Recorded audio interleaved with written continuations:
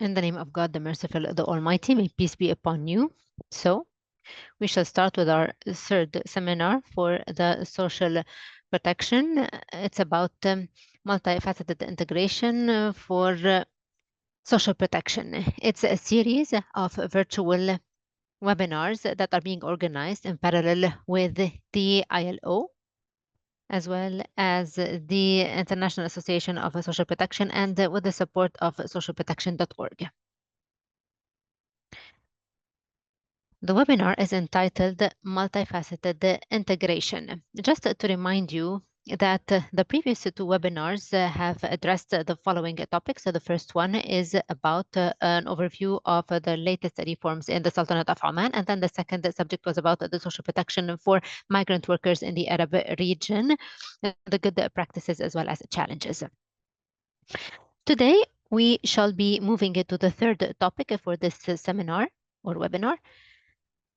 In fact, the initiative aims at shedding light on reforms and programs aiming at enhancing integration.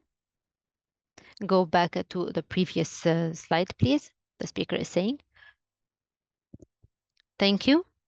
So this initiative that was launched by the International Association for Social Protection is aimed at highlighting the reforms and programs geared towards fostering integration within social protection across the region and beyond, while contributing to stir discussion at the national level.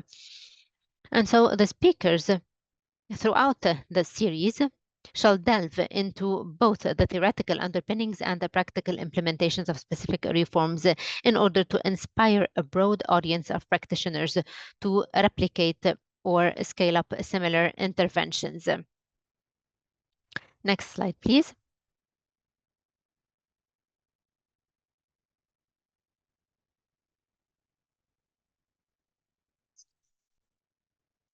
Today's session is about the framework law in Morocco for the year 2021. It's law number 9.21.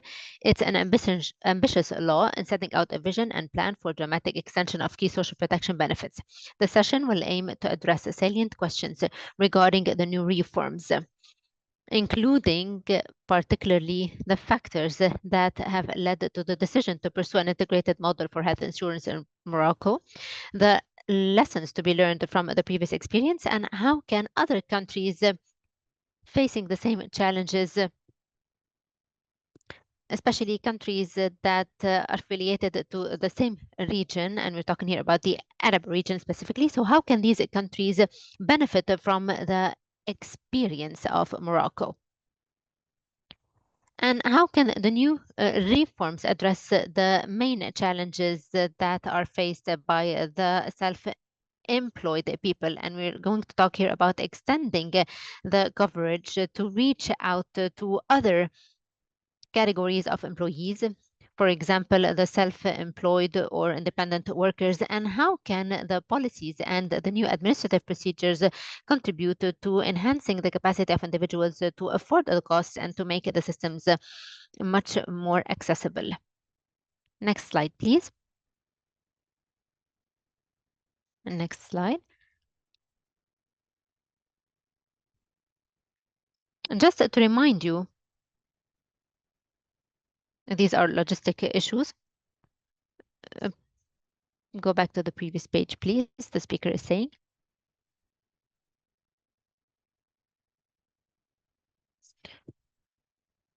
So to ensure that this webinar is being well followed, just to remind you that this session is being recorded and all the participants can either rewatch this series, and regarding the participants who were unable to attend today's webinar, so they can access the socialprotection.org website either on YouTube or on the official page in order to watch this series again or to watch the previous sessions.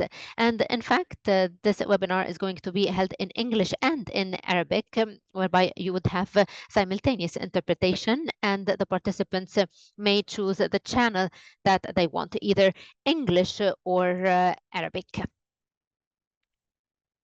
Next slide, please.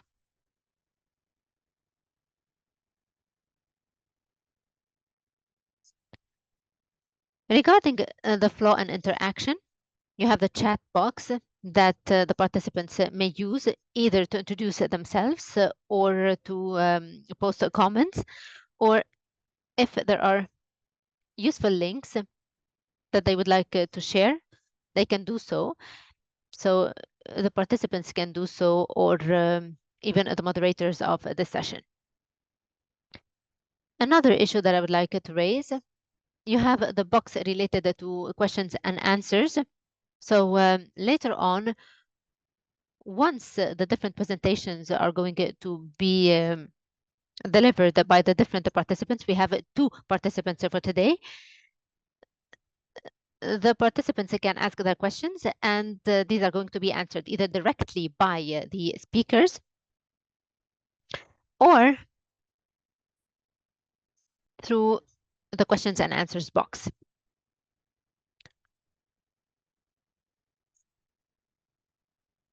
And if there are any questions that remained unanswered, right after this session and directly by email, we shall respond to the different participants by answering the different questions that have remained unanswered. Next slide.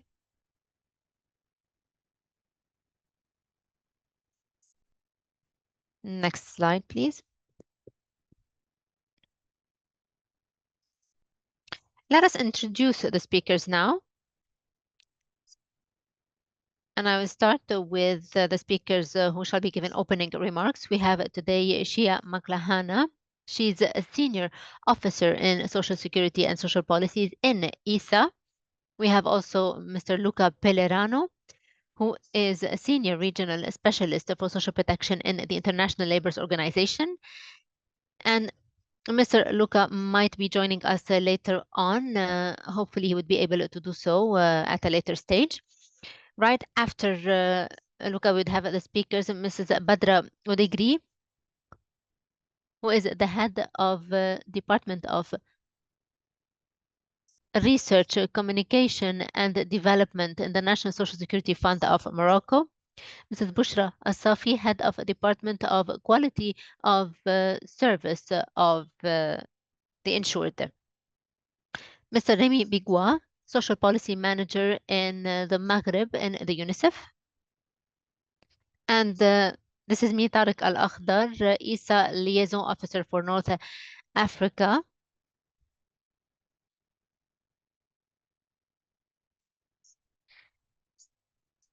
Next slide, please.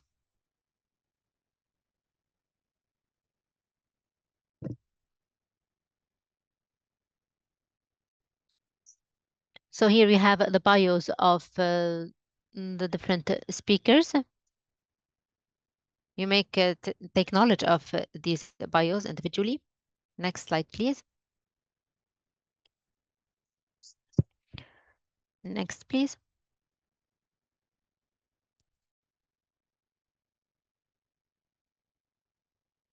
Next.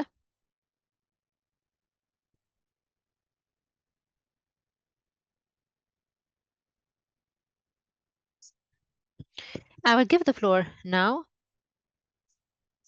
to the colleague Shea. Go back to the previous slide, please. So I give the floor now to the colleague Shea from ISSA. The floor is yours, Ms. Shea. Thank you, Tarek. Good afternoon, everyone. We'd like to welcome all of you, our distinguished speakers especially, but also those in the audience from the broader social protection community to today's session on the case of Morocco. And I'd like to particularly warmly welcome those of you joining us from the ISSA member organizations from across the region and beyond.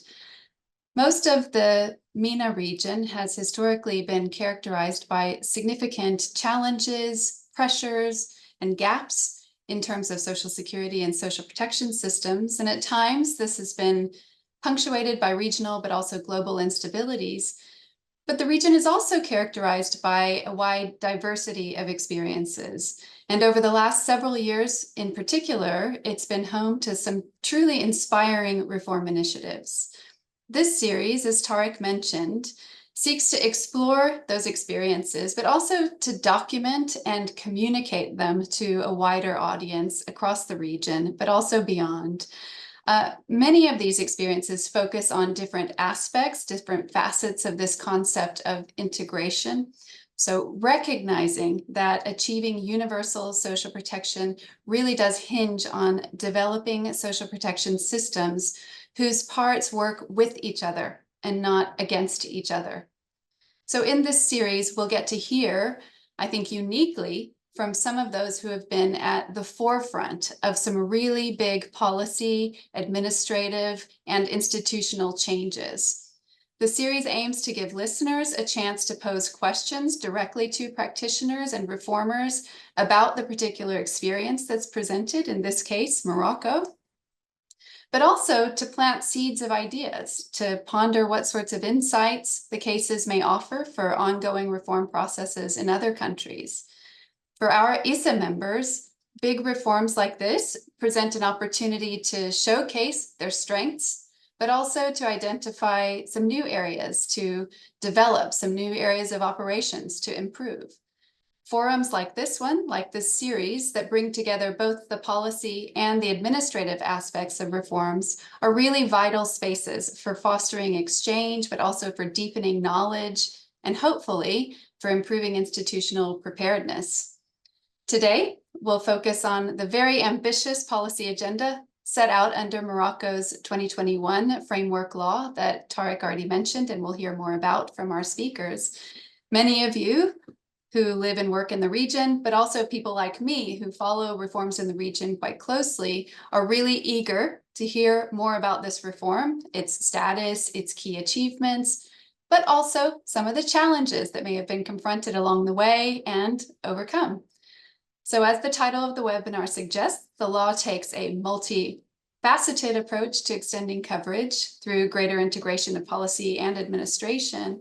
But today we're only able to focus on two aspects. We're going to center our attention on universal health coverage and new rights for self-employed workers. But in fact, the law covers much more. So we hope that the webinar inspires you to dig deeper after the webinar. And today we're extremely privileged, I believe, to hear from two senior administrators, Madam Badra Oudghiri and Madam Bochra Essafi from the National Social Security Fund in Morocco, who is a valued ISSA member. The CNSS in Morocco has been entrusted with the mammoth task of ensuring that that ambitious reform agenda toward universal social protection that's been enshrined in law now can actually truly translate into a lived reality for all in Morocco.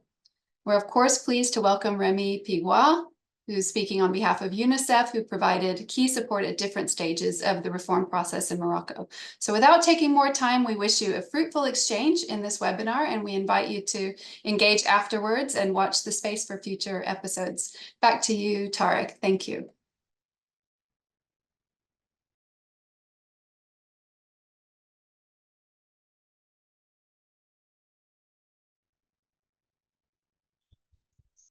Thank you, Ms. Shea, for this valuable input.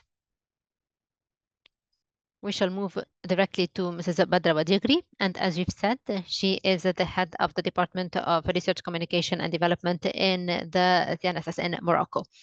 So the floor is yours, Mrs. Badra. She will be giving the first input on generalization of the mandatory health coverage in Al-Maghreb, in Morocco. Thank you, Mr. Tarek. I'd like to thank all the organizers and all the participants. We are happy to take part in this webinar on the generalization of the Moroccan experience when it comes to mandatory health coverage. Generalization and mainstreaming. I would like to remind you of the different tasks of the CNSS, just to clarify to you in which framework we are working and on which topics, and what is our role when it comes to generalizing the mandatory health coverage.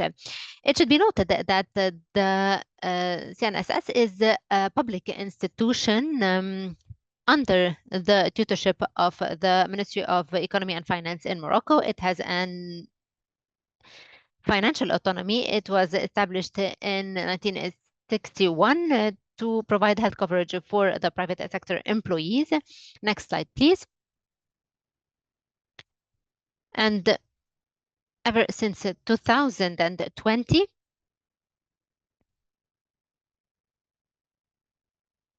the CNSS has been given tasks to arrange for the health coverage and social coverage in favor of a wider category of Moroccan citizens, including the non-employed workers, or the self-employed workers. And of course, new categories of citizens, including the citizens that cannot afford the subscriptions and contributions. So people who are in vulnerable situations. And ever since January 2024, this phase has been completed. So generalizing health coverage in favor of all Moroccans while giving the possibility to be integrated into the social coverage and health coverage for the citizens who can pay the contributions and who do not work in any domain, be it in the private sector or in the public sector, or who are not self-employed. So this was just a mere introduction. Next slide, please. This was an abridged introduction of the tasks of the CNSS within the framework of the health coverage, not to mention as well the tasks that it is entrusted with when it comes to arranging for salaries, as well as family allowances. Next slide, please.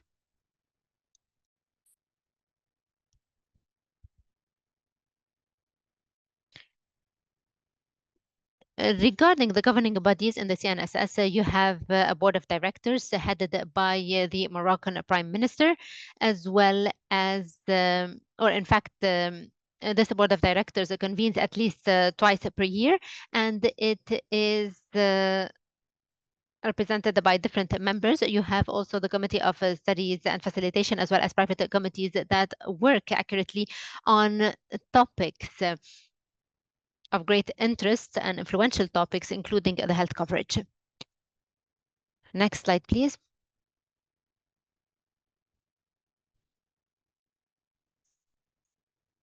In a nutshell, the development of the systems by the CNSS. So here you have the opportunity to take knowledge of how the systems have developed within the CNSS, maybe at a later stage. Next slide.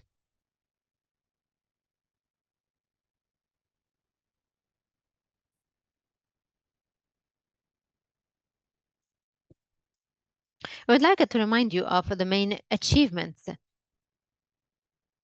by the CNSS within the scope of a generalization of health coverage, including improving the relationship with the clients. Enhancing the relationship with the insured with more than 167 proxies and 20,000 point of contact with the citizens. Also, improving the deadlines for the processing and the compensation for the sickness allowances, so at least 10 days to provide the compensations. And the CNSS has set up a roadmap in order to enhance digitalization, whereby a number of electronic portals and applications have been created, and these are made accessible to the insured, also enhancing the data with the different activists, countering fraud and redesigning the social control tasks, and also managing the financial balance of the different systems through the actuarial studies, through controlling the different costs related to mandatory allowances for sickness, and also fighting fraud related to costs. Next slide.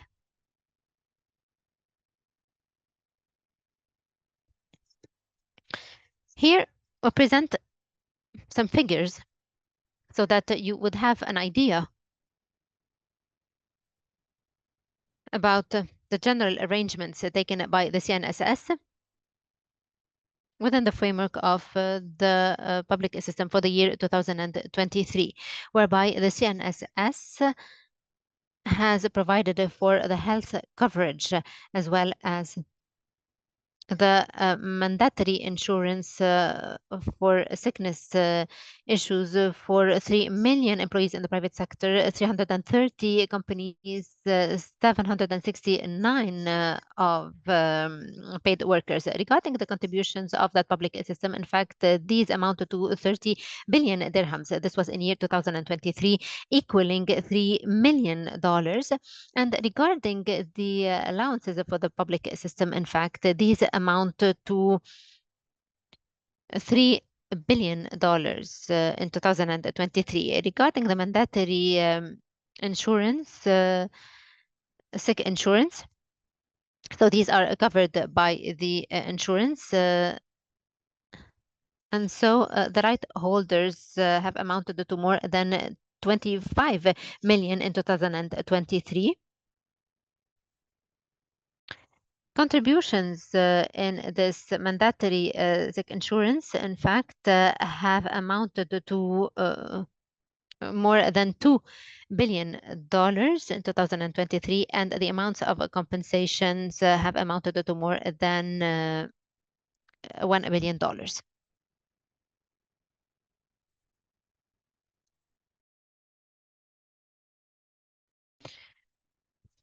So this was a brief introduction of the achievements of the CNSS and the tasks that it is entrusted with. And now we shall move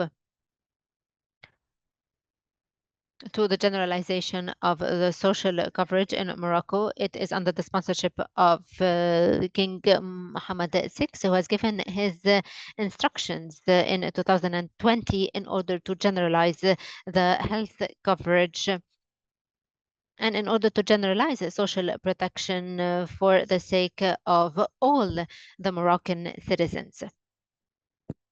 In fact, the legal arsenal has been completed. It's a legal arsenal related to the practical implementation, whereby a number of laws have been published, as well as a number of decrees that impact such an implementation. Next slide, please.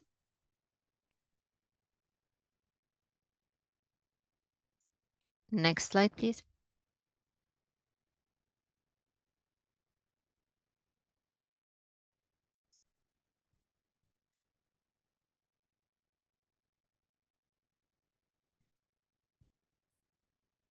Leadership and tracking bodies have been created in order to lay the main foundations of the reform of the social protection system in Morocco. So it's about mainly tracking and implementation. There are two leadership committees, mainly the Ministerial Leadership Committee that is headed by the Moroccan Prime Minister, and it is composed of the different ministries as well as bodies that do track directly such an implementation. And we have also the technical committee that is headed by minister in the Ministry of Economy, and it is composed of representatives of all the governmental authorities as well as ministerial committees. Next slide, please.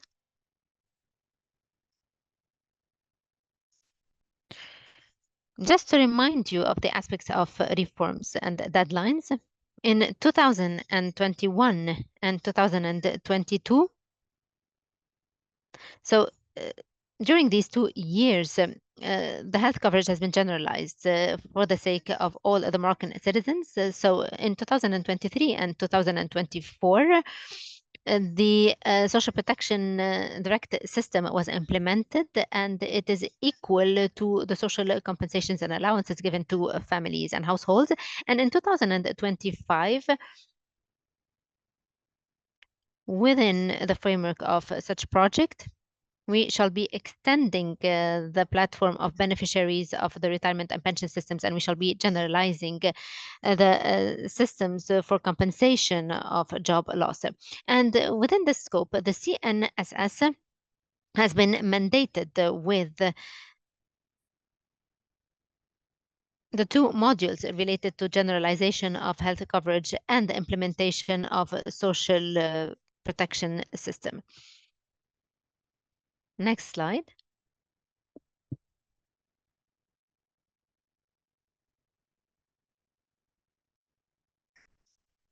What are the new categories covered by the mandatory sickness insurance that is being provided by the CNSS?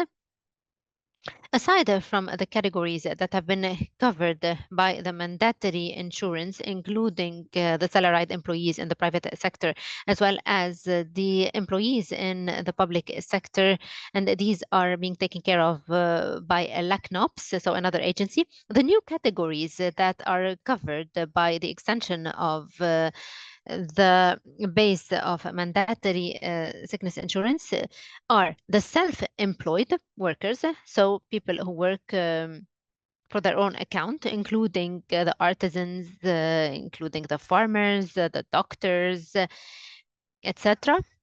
So this category or this extension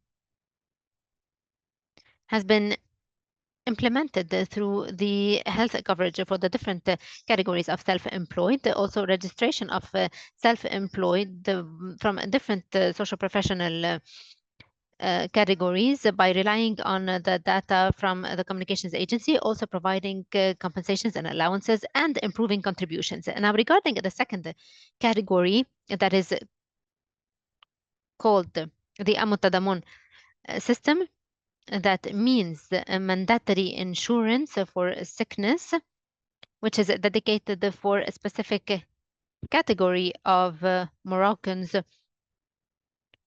who are in vulnerable positions. So here, the health coverage for these people who are in need of that coverage is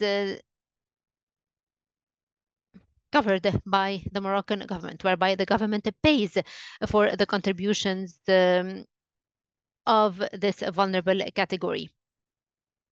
And in fact, there was a transition in 2022 to cover more than 3 million beneficiaries who have benefited from the previous medical system, and also people who have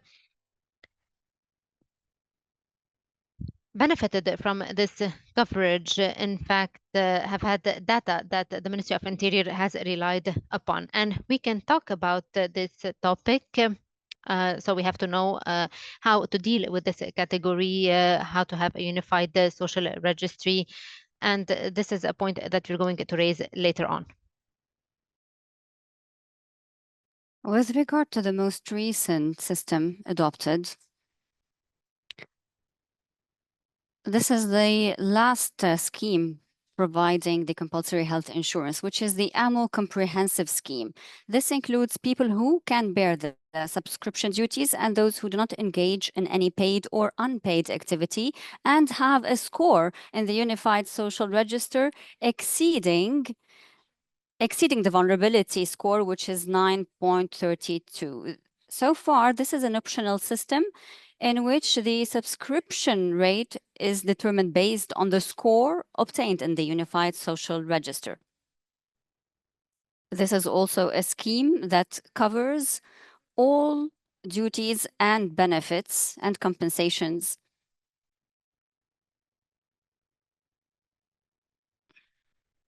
that are provided by the other schemes. Next, please.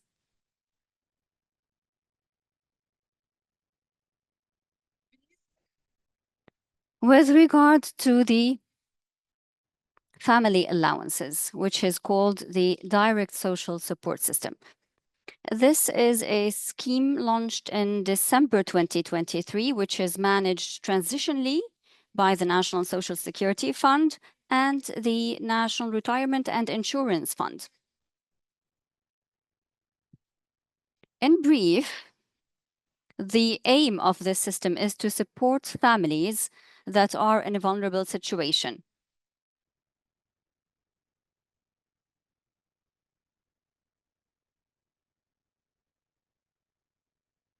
The aim is to improve their social and economical level. it targets families to support them when it comes to grants for children and health for children.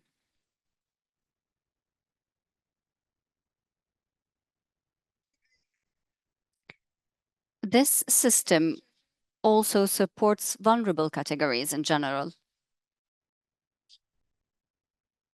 to improve their level of social and economic participation in the national GDP.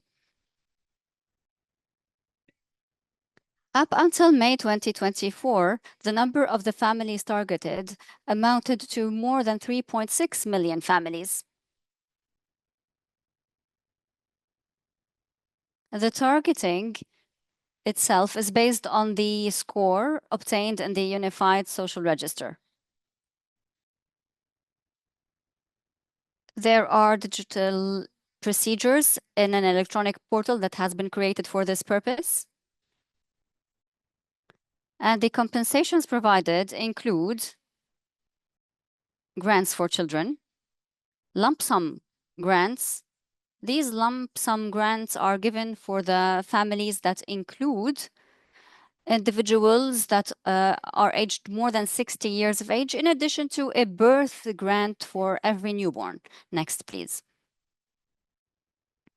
Mrs. Badra, says Mr. Tarek. I kindly remind you of the time. I am aware that this is a very valuable intervention. Maybe you could have spoken slightly faster to give more time to your colleague and to have more time for the questions and answers. Thank you.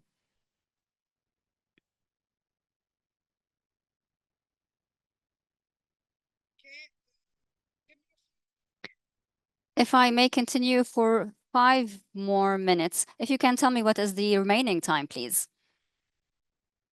It is up to you is the answer. It's actually, the time is up, but I can give you 2 additional minutes, please. 2 additional minutes. Thank you. In brief,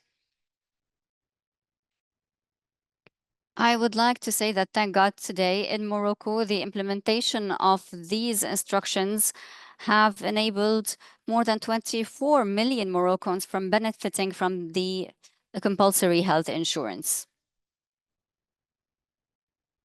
These achievements have enabled us to improve our proximity policy, to also have a digital system to follow up on the files, openness to digitization for more services and procedures, improving processing times, creating electronic services, etc.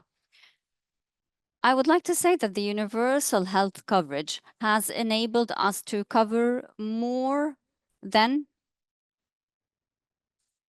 9 million salaried workers who are working in the private sector, in addition to around 4 million non-salaried workers who are self-employed, and more than 10 million Moroccans who are in a vulnerable situation, who are benefiting from the AMO Solidarity Scheme.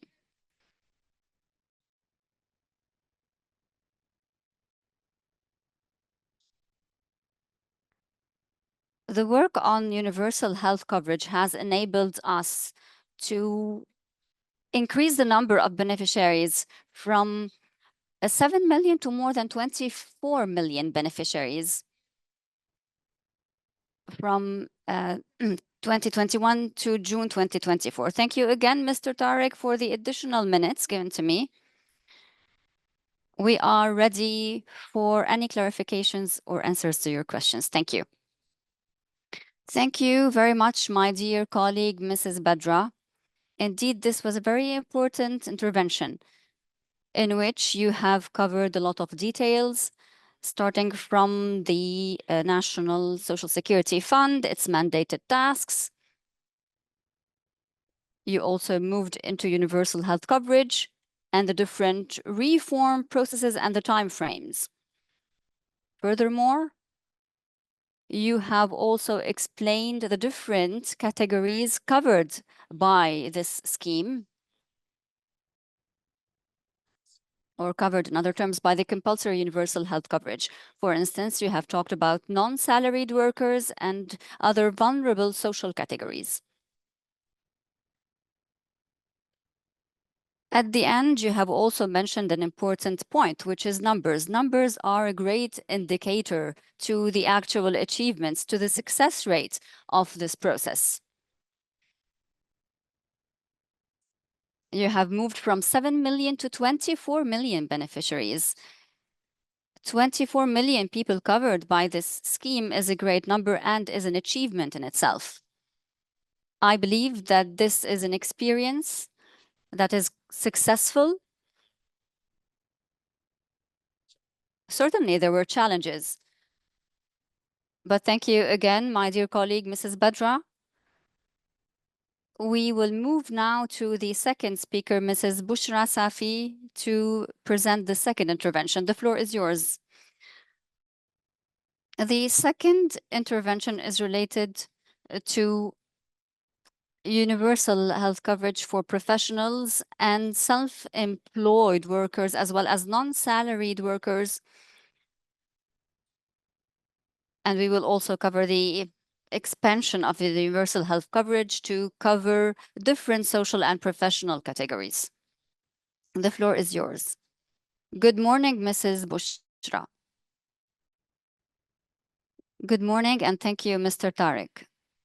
Welcome. Thank you very much for all the participants. In my presentation, I will focus on the targeted category, namely professionals, self-employed workers, and non-salaried persons who were covered by social protection system and basic healthcare. The presentation, please.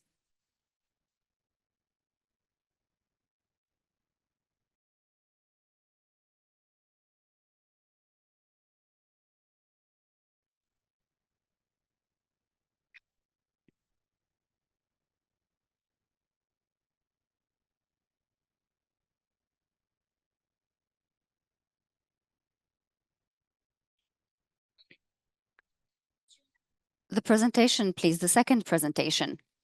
Because what you are showing at the moment is the second part of Mrs. Badra's presentation. So let's move to the second presentation, please.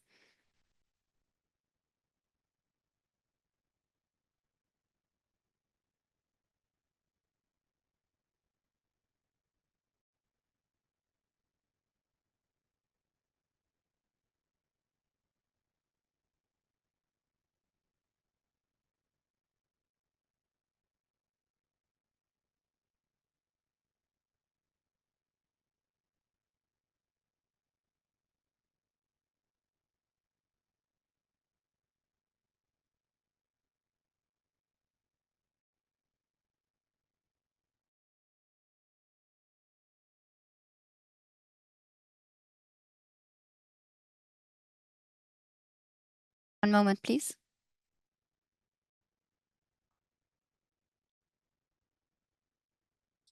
It's okay. Previous one, please.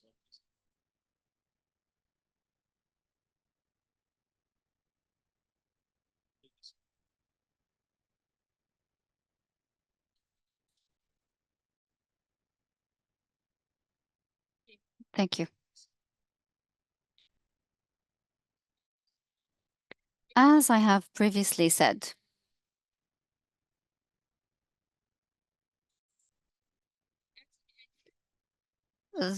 in this scheme, we are targeting professionals, independent workers, and non-salaried persons. The definition is as follows. First, professionals. They are natural persons who practice a liberal profession. Independent workers, natural persons who practice a commercial or agricultural activity, or owners of agricultural and forestry holdings,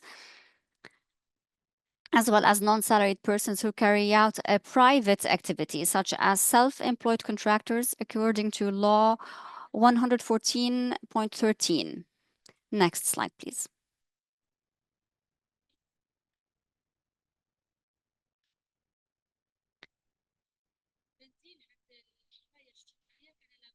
The implementation of the social protection required a legal and regulatory framework based on Law 3021 and Law number 3121, in addition to a special decree from November 2021 to December 2023, 27 decrees to be more accurate, that specify different social and professional categories, that identifies the coverage effective date, subscription fund, and the liaison body with the National Social Security Fund. Next, please.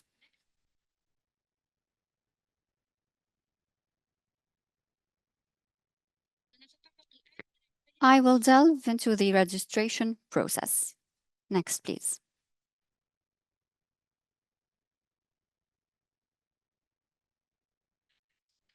The registration process for non-salaried workers is as follows. First, a liaison authority. For instance, we have the National Council for the Engineers, National Council for the Union of Notaries, etc. All of these national councils send to the National Social Security Fund the data of non-salaried workers' data, including their fund number, subscription number, their address of residence, work address, as well as date of start of employment. The National Social Security Fund verifies and authenticates the data through the Directorate of National Security in cooperation with other funds, such as the LACNOPS fund, or through the INFAP, in other terms, through other national entities. If the data are correct, then an SMS will be sent to the insured. The insured will receive the SMS, and they will be required to access a MASN SS account to also declare family members, either through the electronic portal or through proximity offices or the call center. The insured also needs to declare their private bank account number. Next, please.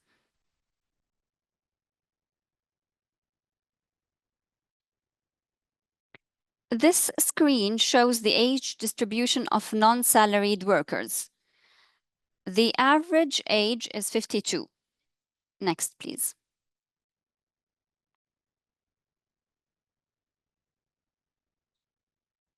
On this slide, we briefly present the numbers of non-salaried workers registered until June 2024, which is more than 1 million beneficiaries.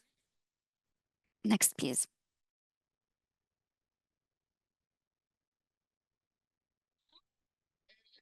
On this slide, we see the numbers of declared family members for non-salaried workers until June 2024, which includes numbers of spouses and numbers of children. Next, please.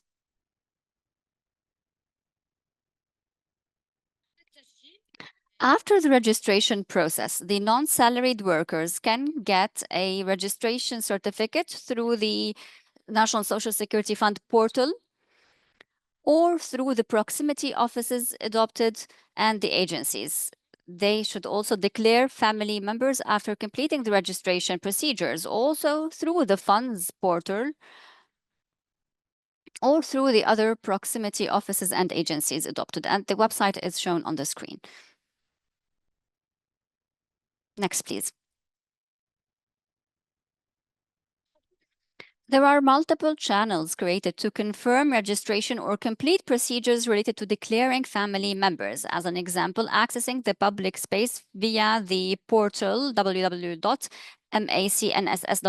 contacting the call center on 3939, contacting the interactive answering machine, going to the approved proximity offices, going to the social security agencies, as well as mobile agencies for the National Social Security Fund.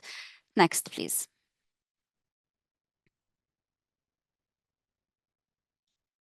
On this slide, we briefly present the optional retirement scheme.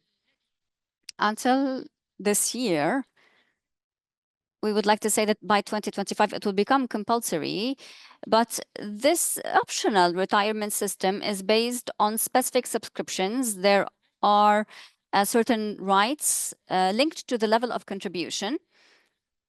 Regarding financing, there is a possibility of choosing certain financial or higher subscription compared to the other professional category. And the legal age for retirement is 65, with the possibility of accelerating retirement starting from the age of 60. Calculating rights is based on the number of points earned per year, which is the contributions per year / the points earned per year. The pension amount is the total number of points earned multiplied by the final value. This is a very brief explanation of the optional retirement scheme.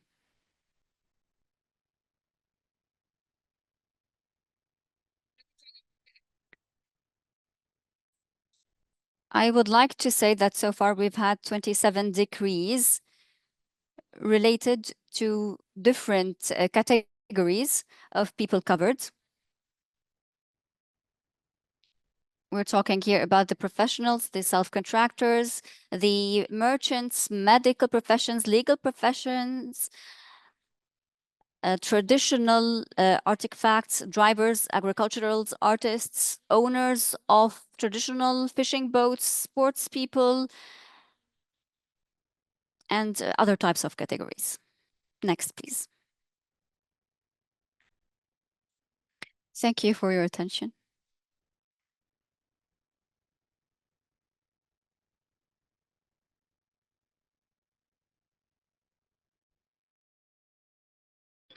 Thank you very much, my dear colleague Bochra, for this presentation. Another very important presentation. You have talked more about universal health coverage for different categories, for categories that were very recently not covered by health insurance. We're talking about different categories that were outside the framework of social coverage. This is thanks to the number of legislative decrees adopted recently, most importantly, Law 3021 and Law 3121. This is in addition to a great number of decrees also adopted, namely 27 decrees that were issued in a very brief period from 2021 to 2023. I would like to focus the importance of coverage for self-employed and independent workers, as well as self-contractors or those in liberal professions. Certainly, this would allow these categories to enjoy more rights. By joining this scheme, they will receive different allowances and benefits, such as family allowances and pension benefits. Thank you again, both, and we will move now to the next presentation, Mr. Remy Pigois. Good morning, Mr. Remy. Mr. Remy is also from UNICEF, and I give you the floor. Thank you very much, Tarek. I don't have a proper presentation. I will just talk around a few points that UNICEF is proud to have collaborated with the Moroccan authorities on this reform, and I will highlight and focus my intervention on the children and the most vulnerable children of Morocco. So first of all, I would like to congratulate the two speakers, Madame Badra and Madame Bochra, for their clear presentation, highlighting the key aspect of the reform in Morocco. And this reform is enhancing the integration among social assistance program and social insurance program, and also it's facilitating the extension in terms of coverage by the social protection system in Morocco. And what is critical in the context of Morocco is that this reform did not forget any any group of the population, and this extension and integration is benefiting to all group of population, including children. So first of all, as UNICEF, we congratulate the Moroccan authorities for the vision and the strategies in place since 2019, building on a comprehensive policy.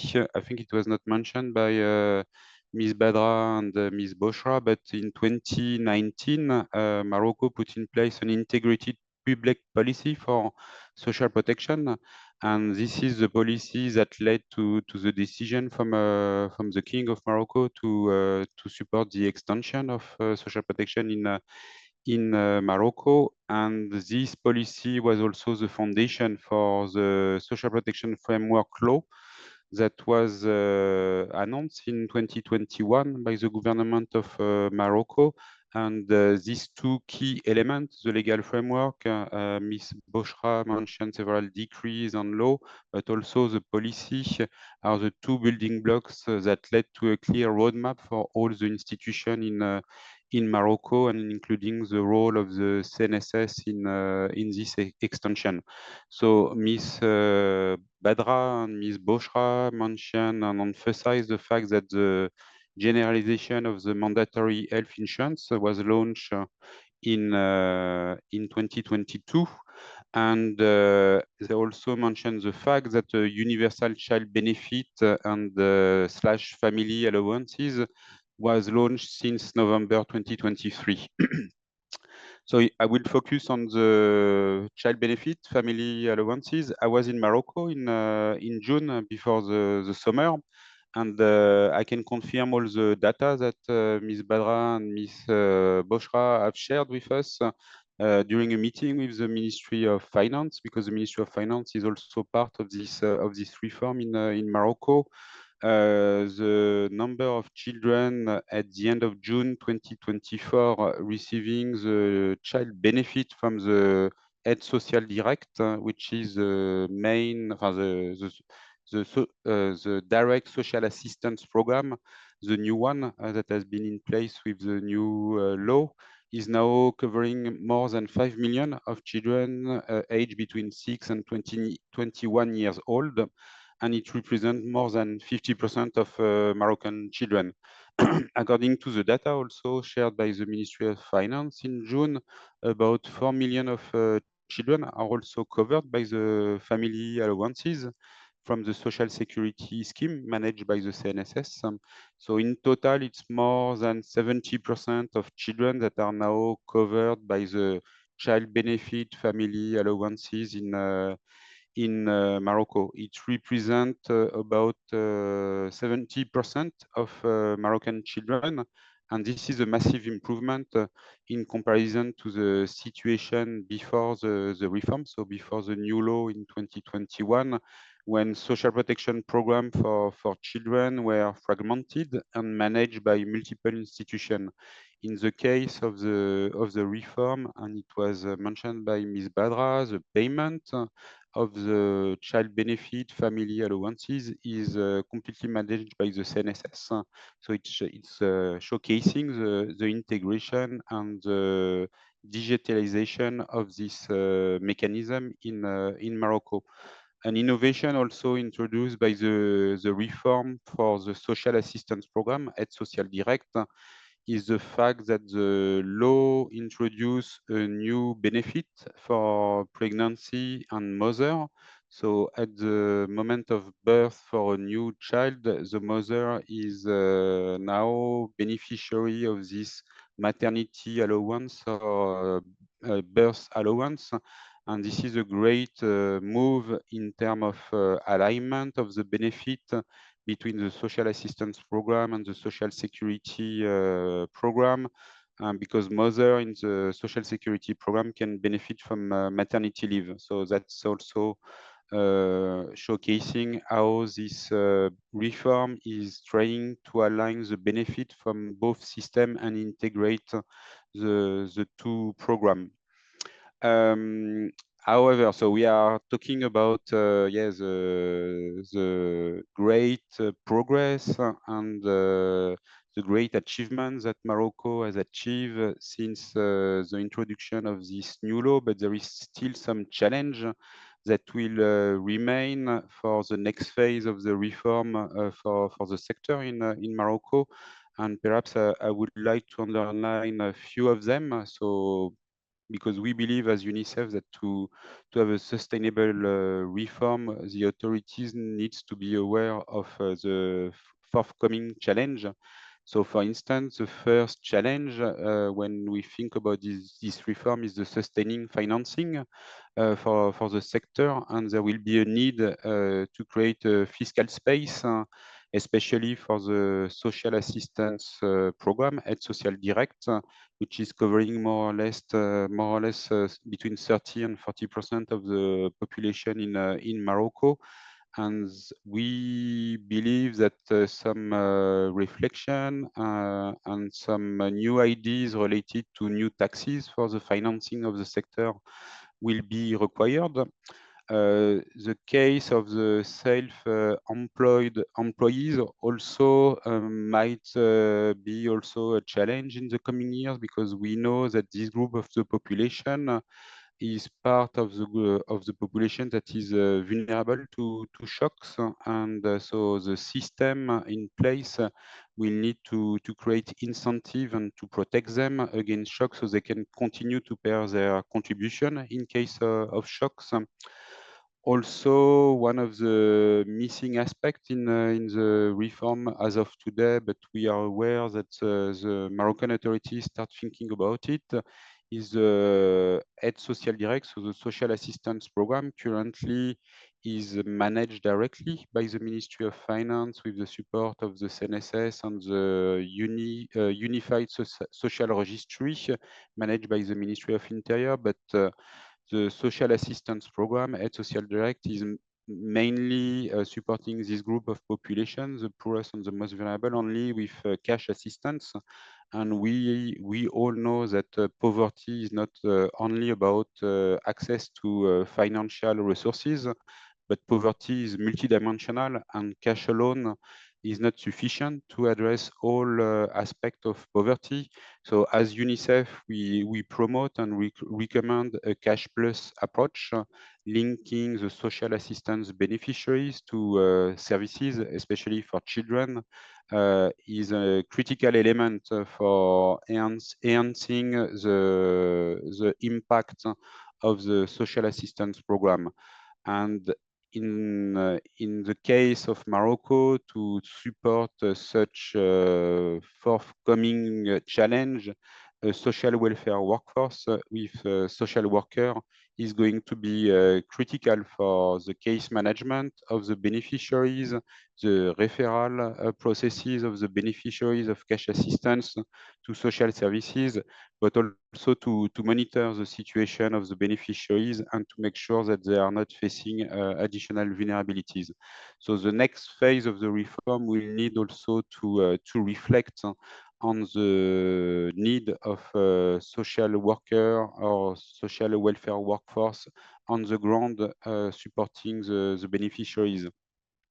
So in conclusion, we believe that Morocco is a clear example for the rest of the region, in the Arab region, with 5.3 million poor children now realizing their rights for social protection, to social protection in Morocco. And we believe that Morocco is on the verge of achieving universal social protection coverage for all Moroccan children. And in such case, Morocco will be able to achieve one of the SDGs by 2030, ensuring that no child is left behind in Morocco. Thank you very much, Tarek, for giving me the opportunity to intervene during this webinar, and I'm going to be here to respond to any question. Thank you.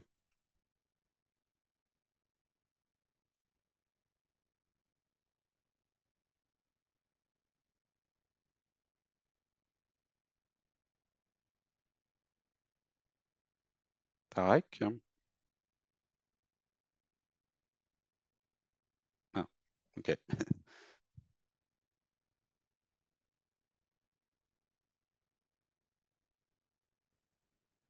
Thank you, Mr. Remy, for such an intervention. It has summarized the role played by the UNICEF in Maghreb in collaboration with the CNSS in Morocco, especially when it comes to the support to children, as well as providing assistance to this vulnerable group through the social direct assistance program. And you've talked about the importance of the protection of the independent workers that are considered as a vulnerable group and a group that is subject to crises and shocks. This is why it is a duty to support such a category. And last but not least, through the 2027 program,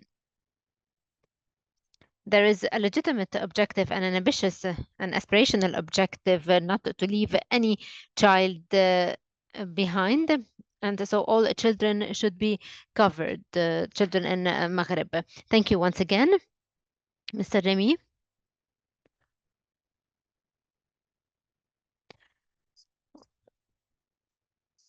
Do you have any questions that you would like to ask to the speakers? There's a question addressed to Mrs. Bochra. I will read it in English, and the interpreters shall translate it. So there are questions addressed to you also, says Badra. Two questions, I guess. Yes, okay, I'm ready.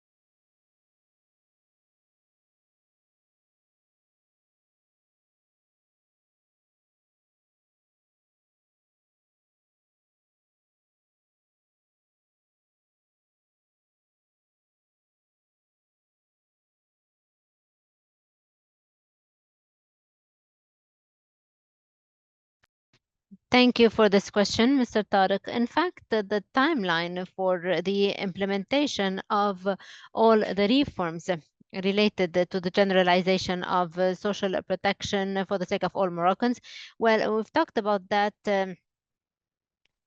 during the presentation.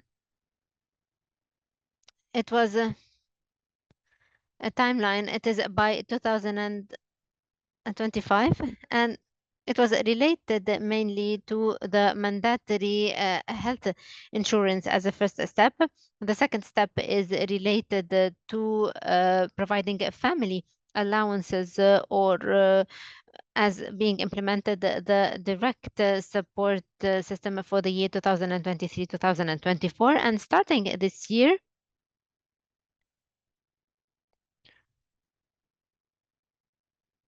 topics have been addressed as to further generalize social protection, including generalizing the retirement or pension system, as well as generalizing the compensation for job loss for the sake of other categories other than the categories of employees in the private sector. And the latter used to benefit from the job loss compensation. This is the agenda of the implementation today. Luckily, the first phase was completed. It's the first phase related to the generalization of health coverage. So nowadays, thank God, all the Moroccans are subject and covered by the health coverage. We have the social professional category, or regardless of the social professional situation or the economic situation of the beneficiary. Thank you, Mr. Tarek. I hope I was able to answer the question.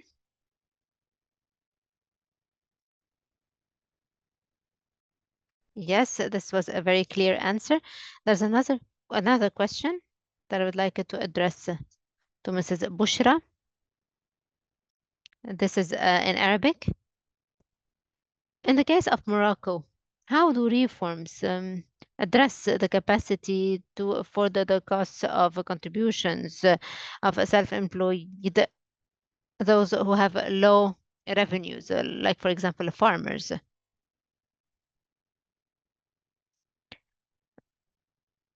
So, in other words, how does the Moroccan law, or how did the Moroccan law take into consideration the issue of limited income of specific categories so that they would be able to pay their contributions and subscriptions? Thank you, Mr. Khalid.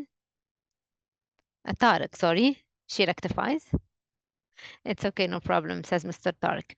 So, the different contributions that should be paid are specified based on legal text, whereby farmers are divided into 9 categories based on their capacities, and we have specific criteria, for example, the square meterage for agriculture or the type of agriculture activity. And in fact, the legal text has specified the list of amounts to be paid by every category, and these are calculated based on the income of every category.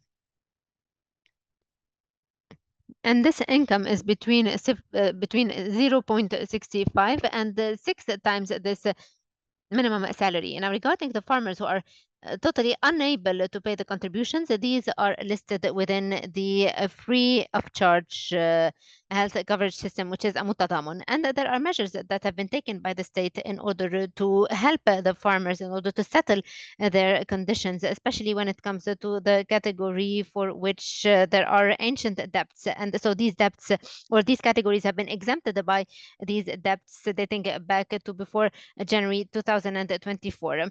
Of course, provided that the farmer would pay their contributions. And also there is a program of performance facilitation that the self-employed would benefit from, which is the rescheduling of debts without any interests or additions. I hope that I have answered the question.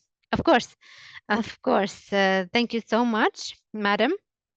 We'd go back now to Mrs. Bochra. This is a direct question by one of the participants.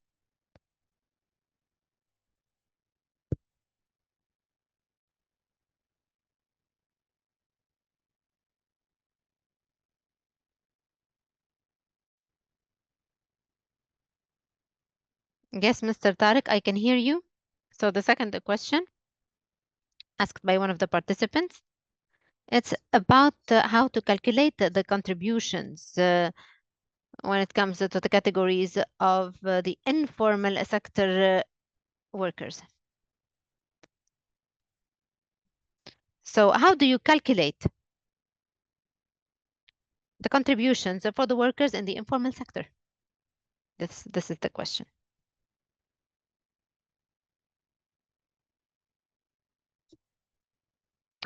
I'll be answering the question. The health coverage today covers the self-employed workers who work in the formal sector,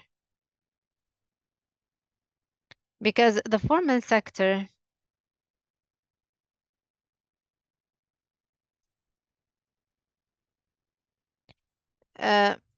is clearer, of course, because in the informal sector, we cannot calculate the contributions, and we cannot limit the different categories because it's an informal sector, an unstructured sector. So the mandatory insurance related to self-employed workers who work in the formal sector is covered. Now, regarding the informal sector,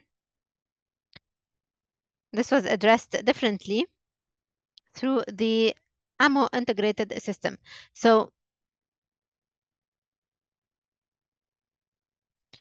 we're talking about people who work in the private sector or in the public sector, or who are self-employed or in a vulnerable situation. So for people who were difficult to be put in a certain category. They were considered, those who work in the informal sector, they are covered by the AMO integrated system, so that the system would cover these people working in the informal sector. And the contribution is related to the unified social registry of these people.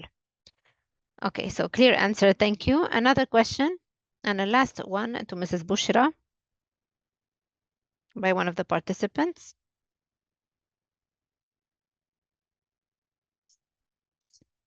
So the participant is asking whether the retirement would impact the financial status of the fund. So the optional retirement in particular. Go ahead. No, it doesn't impact the budget of the CNSS. Until now, it is still optional. And as I've said, it would become mandatory starting 2025. But of course, there are actuarial studies that are being conducted and that track this aspect. And there were studies as well that follow up on this issue point by point. And up until now, the optional retirement did not have any negative impact on the CNSS. Thank you, clear.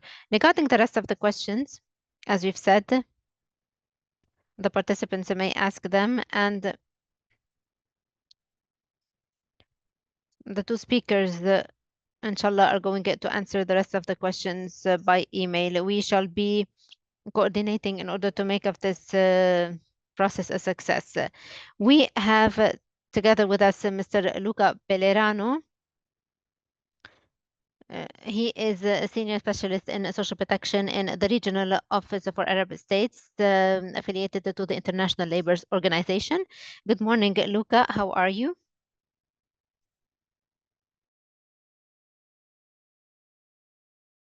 Thank you, Luca, for joining us. We're happy to see you. Good morning, everyone. Good afternoon. I hope you can hear me fine.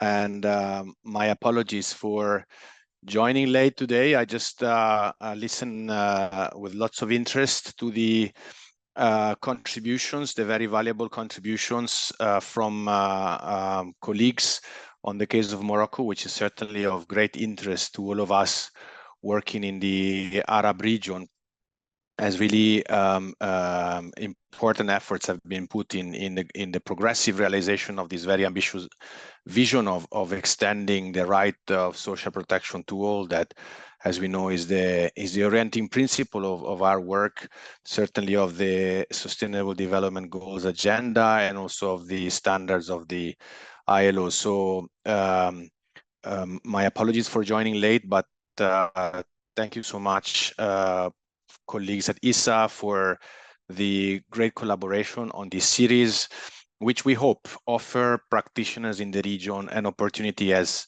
colleagues said at the beginning, to continue to reflect on the need to think outside the box and see how different pieces of the complex social protection puzzle can become gradually increasingly integrated to respond to this ambition of covering all across their life and work transitions.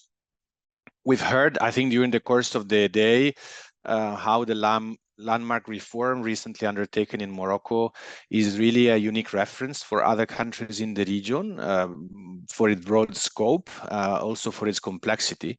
But I think primarily for the fact of laying on this very recognition and commitment on part of national policymakers to universal protection, social protection for all Moroccans. So I think it's been inspiring to see how the topic of social protection has gained relevance, salience, and has become core to the agenda in Morocco in recent years, and really how universal social protection is seen at the highest levels of government as crucial instrument to address old but also new multi-dimensional inequalities in Moroccan society, which are common to, as we know, many societies in the Middle East, in the MENA region.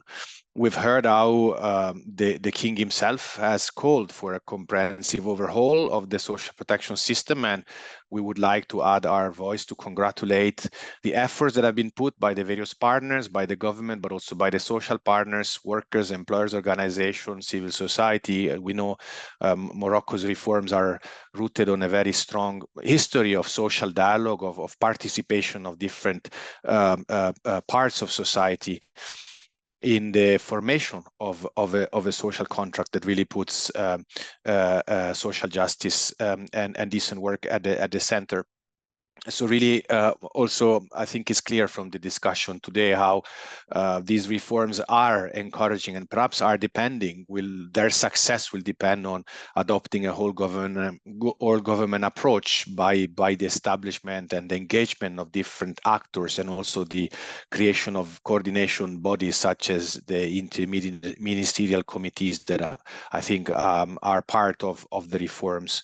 It is important, I think, to point out, to be reminded that these reforms also build on solid international standards and normative foundations. On the one hand, the Constitution, which of course recognizes the right to social protection and healthcare for all, but also Morocco's ratification of Convention 102 of the ILO, which sets those universally recognized minimum standards for social security in 2019. And here again, Morocco is one of the few countries in the region to have completed this important step, and we hope that can be of inspiration for other countries in the region to follow.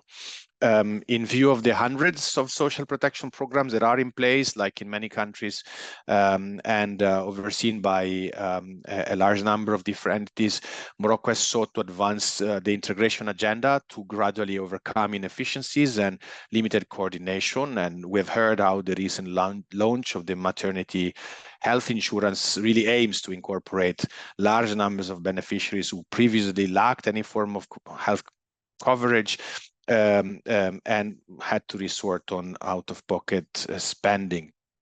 But I think also very interesting how, besides the design of incentive mechanisms to enroll the low-income segments of the population, including, as we've heard, informal economy workers, it will be important to see how these efforts will proceed in parallel to ensure that the supply side healthcare services, also the quality of healthcare services, can enhance.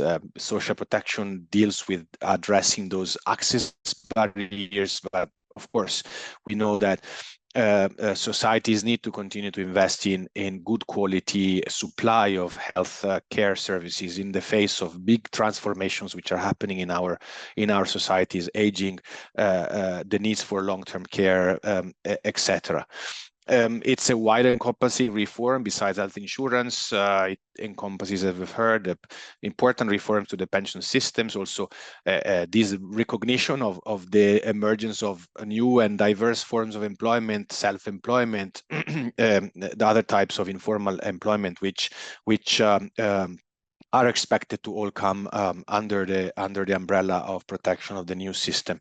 So here again, and to finish, the integration reform is expected. We will look it with lots of interest to see how it will play a role in addressing inequalities which are linked to the different transfer values of the pension benefits, also across different segments of the economy, public and private, and really creating that level playing field, that common the floor of protection, which we all know is the foundation of a comprehensive, adequate, sustainable social protection system. So I want to add more to this, other than saying that we very much are grateful for the speakers that have participated, for their preparation, for their commitment, for their insights, also to the participants, for their quality questions. And from our side, as a collaboration between ISSA and the ILO, we will continue to foster this space of reflection across the region. There are new sessions of the Arab Social Protection Compass plan for the coming weeks, so stay tuned and look at what's coming up. We have some sessions soon on the implementation of the Oman reforms, and some more reflection on ongoing developments in Lebanon and Palestine. So a rich agenda between us and the end of the year to continue this journey of recognition of the big achievements that countries in the region are making with delivering these more integrated, comprehensive approaches to social protection, but also with the big challenges that remain ahead. And also a commitment from our side to keep watching the Moroccan developments and supporting them as we can, and to the extent possible expose other practitioners in the region to what can be learned from this very interesting experience in Morocco. Back to you, Tarek.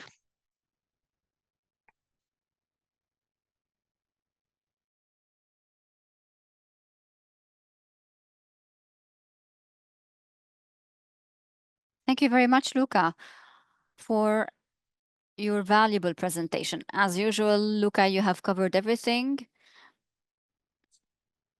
We have reached now the end of this webinar.